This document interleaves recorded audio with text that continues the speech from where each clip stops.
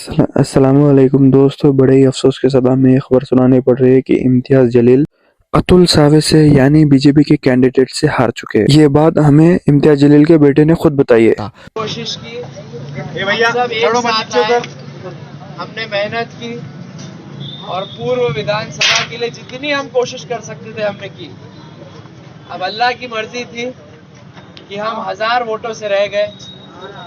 अब ये हमें सोचना है कि ये जो 1000 वोट हमारे काटे गए हैं, ये किन किन लोगों की वजह से काटे गए हैं, कौन है वो लोग। राष्ट्र में जैसे बीजेपी आने की संभावनाएं बढ़ती गई तो वहाँ पे लोगों ने जश्न मनाना चालू कर दिया। अरे भाई, महाराष्ट्र में क्या खिला, देखने वालों ने देख लो, महायुति की सरकार आई।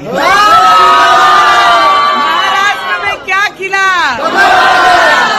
अमरावती बंडेरा में और राजकमल में आज सिर्फ राम जी का।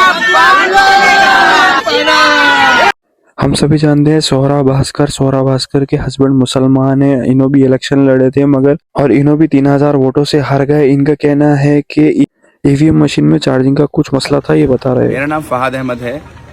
मैं शरद चंद्र पवार साहब एनसीपी गढ़ से 172 अणुशक्ति नगर विधानसभा का उम्मीदवार था। जैसा कि आप इलेक्शन कमीशन की वेबसाइट पे देख रहे थे, मैं लगातार जो है आगे चल रहा था। हत्ता कि 17वें राउंड तक जो है मैं आगे चल रहा था और कुल राउंड जो थे वो 19 थे। और फिर एक मिस्ट्री चालू होती है कि जो ईवीएम सुबह वोटिंग के दिन सुबह 7 बजे से लेके शाम को 6 बजे तक चली थी, उनकी 99% बैटरी निकलती है। और वो 99% बैटरी जहां जहां निकलती है उसमें मेरी जो सामने वाली उम्मीदवार हैं सना मलिक जी, जो सुबह से यहाँ नहीं आई थी, शायद उनको अंदाजा था। हम लोग यहाँ 5:30 बजे आ गए थे, लेकिन वो अब तक यहाँ नहीं आई थी, शायद उनको अंदाजा था। लेकिन जिस तरह की शायद महाराष्ट्र के अंदर जिस तरह की भी चीजें चल रही थी, उस घटना के बाद जो रुख महाराष्ट्र की राजनीति में हो रहा था, 99% की जो ईवीएम निकल रही थी उसमें मेरे से उनको डबल वोट मिल रहा था। और बूथ पे वो मुझसे पीछे चल रही हैं, लेकिन जैसे ही कोई भी ईवीएम खुलती है जिसमें 99% बैटरी है, उस ईवीएम को कहीं ना कहीं किसी ना किसी तरीके से उसमें डबल ट्रिपल का मार्जिन सना मलिक जी लेके चल रही हैं। ये बहुत ही चिंता का विषय है। मैं इलेक्शन कमीशन को अभी लिख रहा हूँ रिकाउंटिंग के लिए, और मुझे पूरी उम्मीद है कि ये जो 99% बैटरी का जो मिथ है उसको लेकर कोई ना कोई जो है कारण और कोई ना कोई जो है जांच बैठाई जाएगी, और उस जांच से पहले किसी भी तरह के रिजल्ट की घोषणा नहीं होगी। बहुत बहुत धन्यवाद। और जहां पर काउंटिंग हो रही थी, नौजवान इम्तियाज जलील के जीत के लिए किस तरीके से दुआ कर रहे हैं, आप देख सकते हैं। अल्लाह तू हमारी लाज रख ले मेरे मालिक। आमीन। अल्लाह औरंगाबाद शहर का नाम औरंगाबाद रहे। आमीन। इसके लिए आवाज उठाने वालों को तो अच्छा रख मेरे मालिक। आमीन। अल्लाह हमारे शहर का नाम औरंगाबाद ही रहे। आमीन। अल्लाह हमारे शहर का नाम औरंगाबाद ही रहे। आमीन। अल्लाह हमारी निस्बत औरंगजेब आलमगीर से है मेरे मालिक।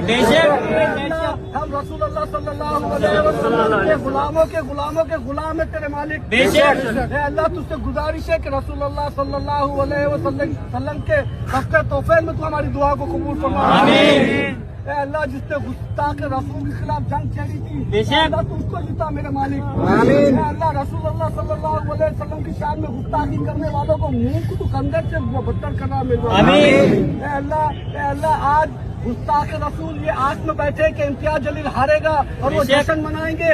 अल्लाह तू गुस्ताख रसूल के मुंहों को काला फरमा मेरे मालिक। अल्लाह रसूलुल्लाह सल्लल्लाहु अलैहि वसल्लम की शान में